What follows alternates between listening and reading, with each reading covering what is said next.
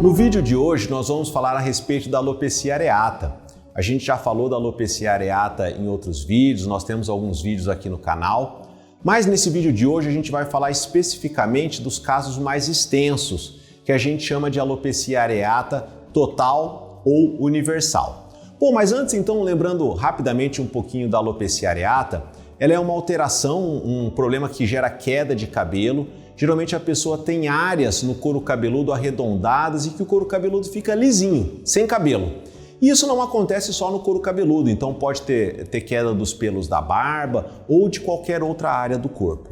A alopecia areata, ela não é tão frequente, em torno de 2% das pessoas vão apresentar algum episódio de alopecia areata ao longo da vida, e a gente sabe que ela acontece por um ataque imunológico do organismo contra a raiz do cabelo.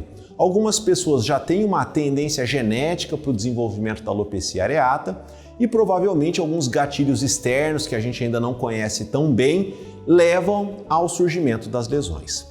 Na maioria dos casos, as áreas que a pessoa perde o cabelo ou a barba ou os pelos corporais é pequena. Então a pessoa tem algumas áreas arredondadas no couro cabeludo e na maioria dos casos isso resolve-se dentro de 6 meses a 1 ano. Em torno de 70% dos pacientes vão ter resolução espontânea dentro do primeiro ano. Mas alguns pacientes às vezes ficam tendo quadros meio crônicos, recidivantes, ou seja, cai o cabelo, depois nasce, depois aparece em outro lugar a falha, o cabelo cresce novamente e às vezes ela fica indo e voltando. E mais raramente a gente tem casos em que realmente essa perda de cabelo ela se espalha para grandes áreas do couro cabeludo ou comprometendo todo o couro cabeludo, que a gente chama de alopecia areata total, ou às vezes todos os pelos do corpo. Então cai o pelo da sobrancelha, do cílio, da barba, os pelos corporais, além do couro cabeludo, e a gente chama isso de alopecia areata universal. Felizmente, esses quadros são mais incomuns, então dos pacientes que têm alopecia areata, em torno de 5% dos pacientes vão ter esses quadros mais extensos. E o que muda então do tratamento desses quadros mais extensos para os quadros mais localizados, para os quadros menores? Realmente o tratamento ele é mais difícil, ele é mais desafiador, porque os produtos de aplicar, cremes com corticoides que a gente pode usar, por exemplo, nessas áreas menores, não são muito eficazes para os quadros mais extensos. Ou mesmo um outro tipo de tratamento, que são pequenas injeções com corticoide, elas são muito difíceis de serem feitas em áreas muito extensas, como todo o couro cabeludo. Então, basicamente, a opção que a gente tem são os medicamentos por via oral.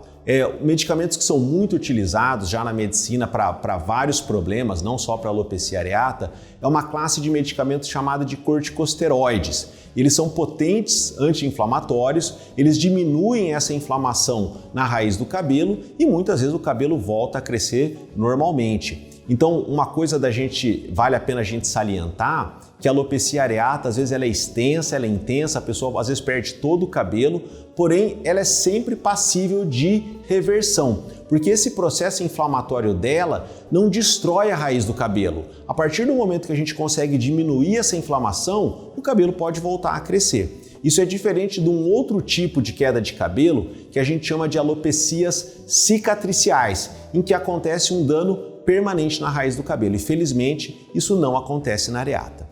Mas então, voltando ao nosso tratamento, a pessoa tem uma alopecia areata muito extensa, começa o uso do corticoide, o cabelo começa a voltar, o cabelo começa a crescer, mas muitas vezes a gente encontra alguns problemas nesse tratamento.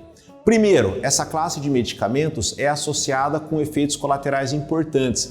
O principal deles relacionado a ganho de peso, formação de estrias, eventualmente alteração de imunidade, e isso a médio e longo prazo pode ser um grande problema. Nós temos outros medicamentos que têm ação anti-inflamatória também e podem ser usados ou junto com os corticoides ou muitas vezes de maneira isolada. Existe um medicamento chamado metotrexato, um outro medicamento chamado azatioprina.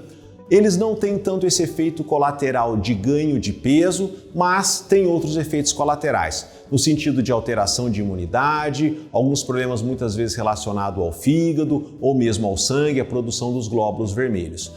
Todos esses medicamentos, sejam esses que nós chamamos de imunossupressores ou os corticoides, os pacientes realmente precisam ser muito bem monitorados. Porque o tratamento é por um período indeterminado. Então, infelizmente, a gente não consegue dizer por quanto tempo que o paciente vai precisar fazer o tratamento. Mesmo que a gente comece o tratamento, o cabelo volte a crescer, depois de alguns meses ele teve às vezes uma repilação completa. A hora que a gente começa a diminuir ou suspender o medicamento, muitas vezes o cabelo volta a cair. E isso varia muito de caso a caso, a gente tem que ir acompanhando e sempre muito atento aos possíveis efeitos colaterais. Mais recentemente, uma nova classe de medicamentos que é usada principalmente para artrite reumatoide, chamados inibidores da Janus quinase. Esse é o nome dessa categoria de medicamentos. O medicamento mais usado é o tofacitinib, né? Lembrando então que esse tofacitinib, por exemplo, é um medicamento para artrite reumatoide. Porém, ele tem uma ação anti-inflamatória também e ele tem mostrado resultados bastante interessantes para pacientes com alopecia areata, mesmo casos mais extensos ou que não tiveram resposta com esses outros medicamentos que eu falei para vocês inicialmente. Então, parece ser uma linha de tratamento bastante promissora para o tratamento da alopecia areata. Porém, o uso deles na alopecia areata é o que a gente chama de off-label, ou seja, eles ainda não foram liberados para o uso específico na alopecia areata. Eles têm também os mesmos problemas do que os outros medicamentos, no sentido de que ele não vai provavelmente resolver a alopecia areata de maneira permanente, definitiva. A gente tem que começar o tratamento, acompanhar o paciente e depois ir avaliando caso a caso nessa retirada da medicação. Uma outra classe ainda de medicamento que é bastante antiga é um produto chamado difenciprona, que ele é aplicado no couro cabeludo. Ele não teria então esse risco de alteração imunológica como desses outros medicamentos que eu falei para vocês, até porque ele é um produto de aplicar, mas ele gera uma irritação no couro cabeludo e essa inflamação que ele gera no couro cabeludo muda a inflamação da pele e propicia o crescimento do cabelo. Então, é um tipo de tratamento que eu considero bastante interessante. Qual que é a dificuldade dele? Ele é muito lento, então geralmente para produzir resultados o paciente tem que ficar usando o produto por meses ou eventualmente por anos. Além do fato que todos esses medicamentos que eu comentei com vocês, nenhum deles tem sucesso garantido. Alguns pacientes melhoram bastante, outros pacientes têm melhora intermediária, outros pacientes não respondem, alguns pacientes melhoram com um tipo de tratamento, outros pacientes melhoram com outro tipo de tratamento. Então, realmente, o tratamento e o segmento é muito individualizado. E lembrando também que muitos pacientes que têm a areata mais extensa não se sentem confortáveis com o uso desses medicamentos em função dos possíveis efeitos colaterais. Então a gente sempre tem que lembrar que existem opções de tratamento, mas não tratar também é uma opção. Então, por isso tem que ser muito conversado entre o médico, o paciente, os prós e contras de cada caso, e aí a gente avalia se nesse risco-benefício o tratamento vai ser interessante ou não para o paciente. E é claro, a médio prazo a gente vai reavaliando e conforme possíveis efeitos colaterais e respostas clínicas, a gente mantém, suspende ou eventualmente troca o tratamento entre essas alternativas.